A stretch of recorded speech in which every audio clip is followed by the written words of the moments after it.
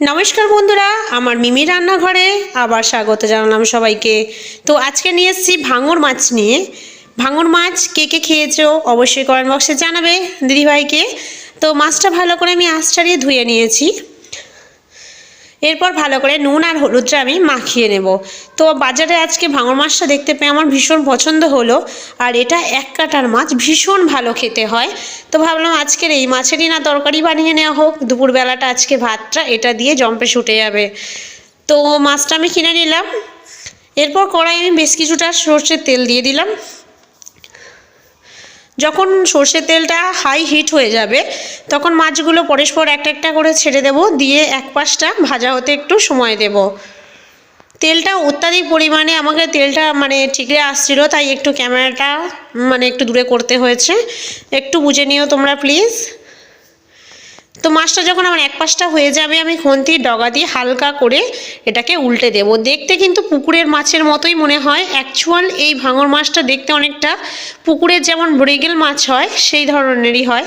খেতে খুব ভালো লাগে, বাচ্চা থেকে বড় সবাই নিমেষে খেতে পারে, একদম চোখ বন্ধ করে, কোনো অসুবিধা হয় না, টেস্টও ভীষণ সুন্দর হয়।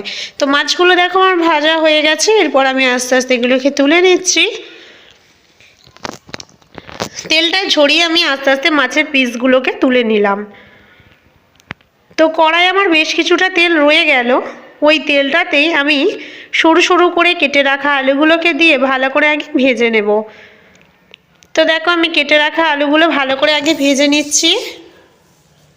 নিয়ে এর উপরে আমি দিয়ে দেব একটা গোটা টমেটো। টমেটোটাকে আমি ভালো করে দিয়ে আলুর সঙ্গে ভেজে নেব। দিলাম দুটো রসুন। রসুনটাকে আমি হালকা করে একটু চিড়ে চিড়ে নিয়েছি, একটু পাতলা পাতলা করে আমি করে নিয়েছি, নিয়ে দিলাম। এরপরে আমি দিয়ে দেব নুন।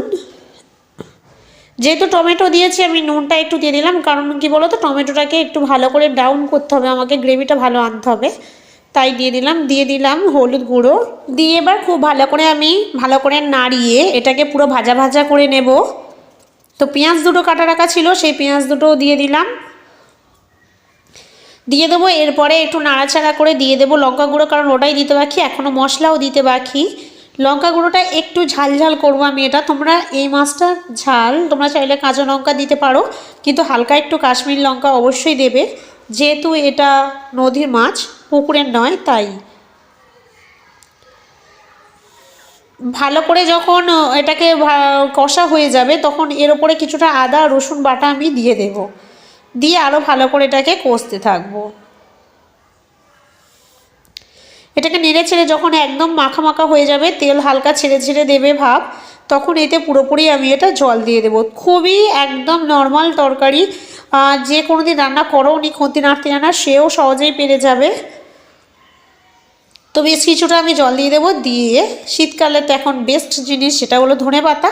ধনেপাতাটা এবার একটু আমি বেশি করে ছড়িয়ে দেবো, কারণ ধনেপাতা মাছের ঝালের রেসিপিতে ভীষণ ভালো লাগে, একটু বেশি দিলে এর টেস্টটা ভীষণ হয়। তো ধনেপাতাটা আমার দেওয়া হয়ে গেল। এরপর নাড়িয়ে ছাড়িয়ে আমি হালকা একটু ফুটতে সময় দেব। ফোটা হয়ে গেলে তারপরে আমি এতে মাছগুলো দিয়ে দেবো, কিন্তু যতক্ষণ না ফুটছে একটু ওয়েট করি। তো দেখো ভালোই ফুটে উঠেছে। আমি এর উপরে মাছগুলোকে আমি পরস্পর ছেড়ে দিচ্ছি। মাছগুলোকে ছেড়ে দিয়ে একদম মাখা মাখা হওয়া পর্যন্ত কন্টিনিউ ফুটতে দেবো ভালো করে। তো ঝোলটা অনেকটা আছে, তাই আমি এতটা নামাবো না, আর একটু কম বানাবো, আর একটু পরে এটাকে নামিয়ে নেবো। তো ফাইনালি দেখো আমার ভাঙর মাছের রেসিপি রেডি। দুপুরবেলা গরম গরম ভাতে এই মাছের রেসিপি থাকলে আর কোনো কিছুই লাগে না, কারণ একটুও কাঁটা নেই মাছে। তো বন্ধুরা, এই ছিল আমার আজকের রেসিপির ভিডিও। কেমন লাগলো অবশ্যই কমেন্ট বক্সে জানাবে। ভিডিও ভালো লাগলে প্লিজ একটা লাইক দিয়ে চ্যানেল সাবস্ক্রাইব করে আমার পাশে থাকবে। তো চলো বন্ধুরা, টাটা, আবার দেখাবো অন্য রেসিপির অন্য ভিডিওতে।